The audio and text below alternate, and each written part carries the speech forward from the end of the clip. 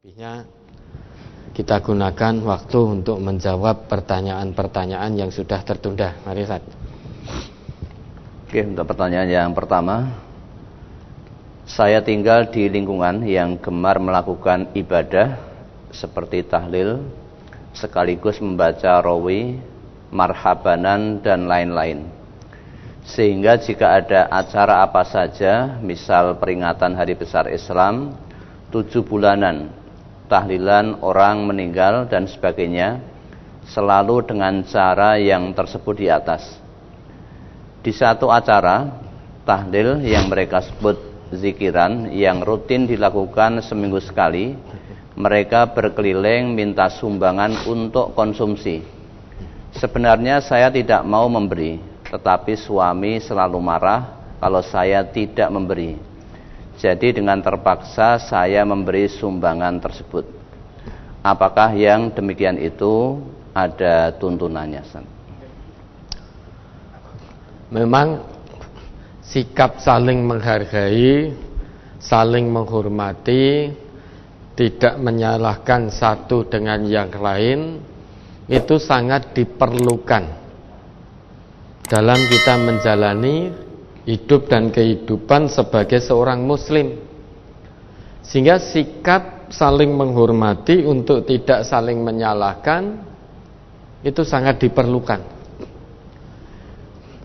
Toh masalah ini adalah masalah khilafiyah yang insya Allah sudah selesai dibahas oleh ulama-ulama kita, ya, baik salaf maupun khalaf. Kemudian tinggal kita saling menghargai, saling menghormati. Lana a'maluna walakum a'malukum. Kita saling menghargai satu dengan yang lain.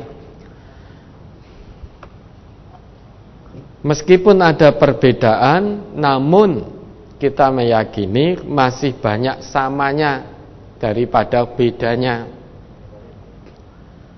Coba sekarang ini, ya, orang Islam masih disibukkan dengan hal-hal begini, masalah khilafiyah, mau sampai kapan? Sedangkan non-muslim, ya, itu sudah berbicara tentang nuklir dan lain sebagainya. Kita masih sibuk terus berkutat dalam hal yang begini, yang jelas-jelas memang ada perbedaan, tidak bisa disamakan lagi.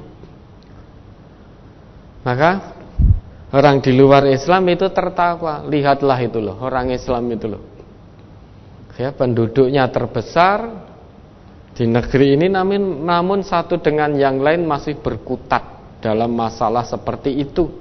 Satu dengan yang lain masih sibuk mentahdir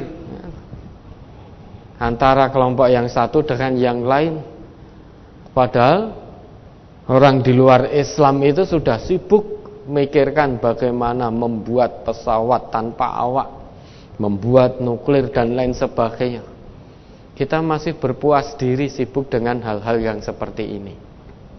Maka sudah, kita saling menghargai satu dengan yang lain, tidak saling menyalahkan. Tidak saling menyalahkan. Ada kesamaan, ada perbedaan, namun perbedaannya lebih sedikit, kesamaannya lebih banyak. Maka mari kita bersama dalam kesepakatan, berlapang dada dalam perbedaan. Sebagaimana yang panjenengan tanyakan tadi, maka jelaskan dengan cara halus. Kalau untuk hal yang semacam ini, mohon maaf, jelaskan kepada warganya, warga di kampung situ, jelaskan pada suaminya. Jangan pernah bosan memberi penjelasan.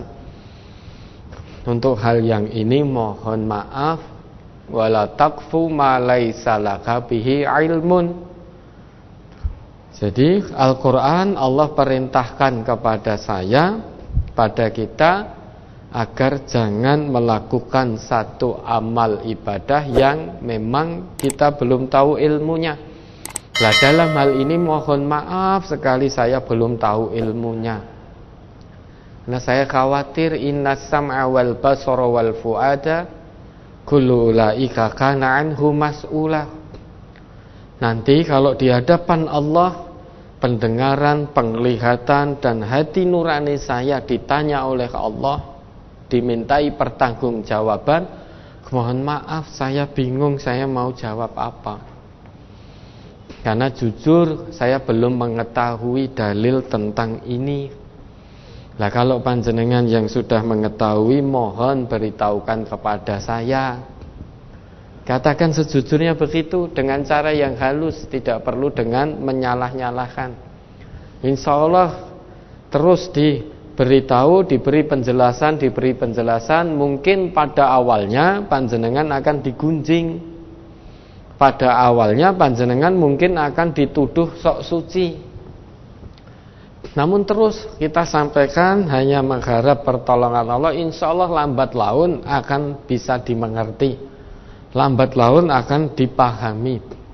Dengan catatan untuk iuran-iuran yang lain seperti kebersihan kampung, seperti iuran untuk menjenguk orang yang sakit yang ada di kampung panjenengan harus jadi garda terdepan.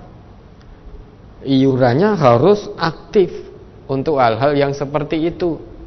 Nah, kalau panjenengan tidak mau iuran juga untuk kebersihan kampung, untuk keamanan kampung, untuk menjenguk orang sakit, maka ya tidak benar ini kalau itu yang panjenengan lakukan.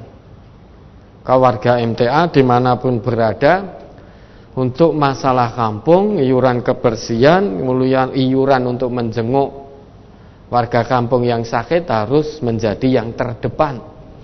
Untuk kerja bakti di kampung harus menjadi yang terdepan. Maka sampaikan dengan lemah lembut, dengan cara yang santun. Insya Allah lama-lama nanti akan dipahami. Nah, dengan suami panjenengan juga disampaikan, Mas atau siapa panjenengan manggilnya, untuk hal semacam ini, apakah panjenengan sudah tahu ilmunya? Kalau sudah tahu, mohon kasih tahu saya, ajari saya. Nah, kalau memang sudah ada ilmunya, insya Allah saya akan menjadi yang terdepan dalam beriuran. Namun kalau memang belum ada ilmu di situ, kita belum tahu, karena mungkin memang belum ada yang memberitahu, maka mohon maaf Mas, mohon maaf saya tidak bisa berpartisipasi dalam hal ini. Engko dimusuhi tonggo di ini itu dan lain sebagainya. Iya, memang betul. Insya Allah pada awalnya dimusuhi, dikucilkan, digunjing, bisa jadi dianggap sok suci dan lain sebagainya, bahkan difitnah pula. Namun insya Allah, Allah akan turunkan pertolongannya, lambat laun akan bisa dipahami Mas. Dengan catatan, kita keluarga ini, kalau ada iuran kampung, iuran menjenguk warga kampung yang sakit, iuran kebersihan, kita menjadi yang terdepan. Dengan begitu, insya Allah bisa dipahami. Kalau iuran-iuran yang lain, kerja bakti juga tidak mau, ronda juga tidak mau, maka nanti akan timbul fitnah. Loh, fulan dan fulanah itu setelah ngaji di MTA ora gelem ngopo-ngopo, ora nonggo dan lain sebagainya. Maka warga MTA dimanapun berada, terkait dengan masalah duniawi, terkait dengan masalah kerja bakti, kerjasama yang ada di lingkungannya yang memang tidak dilarang oleh agama, maka harus menjadi yang terdepan. Yaitu tinggal dikomunikasikan terus dengan penuh kesabaran, ya. Karena kita memegang prinsip innas sam'a wal basar wal fuad kullu ulaika kana anhu mas'ula. Nanti pendengaran kita, penglihatan kita, nurani kita itu akan dimintai pertanggungjawaban oleh Allah. Maka wala taqfu ma laisa laka bihi ilm. Prinsip yang kita pegang ini insya Allah kita sampaikan, maka yang lain juga bisa memahami. Kita tidak menyalahkan orang lain juga tidak menyalahkan kita. Kita tidak memaksa orang lain untuk mengikuti kita, dan orang lain pun hendaknya juga tidak memaksa kita untuk mengikuti mereka. Semuanya saling menghormati dan menghargai. Karena nanti di hadapan Allah semuanya akan bertanggung jawab masing-masing atas amal yang telah dilakukannya ketika di dunia ini. Maka dengan sesama muslim, kalau ada perbedaan, lana a'maluna walakum a'malukum. Bagi kami adalah amal kami, bagi kalian amal kalian. Sudah, jalankan sesuai dengan apa yang diyakini. Tidak perlu saling mencemooh, tidak perlu saling menghina, tidak perlu saling merendahkan, tidak perlu saling mentahdir. Insya Allah semuanya nanti akan bertanggung jawab di hadapan Allah secara individu masing-masing. Pendengaran kita yang akan dihisab, kita yang bertanggung jawab, bukan pendengaran orang lain yang akan dihisab untuk kita. Penglihatan kita juga kita yang akan bertanggung jawab. Hati kita juga kita sendiri yang akan bertanggung jawab. Maka prinsip yang dipegang, wala taqfu ma laysa laka bi ilmun, ya, dalam Quran surah Al-Isra ayat 36 itu. Ya, mudah-mudahan bisa dipahami.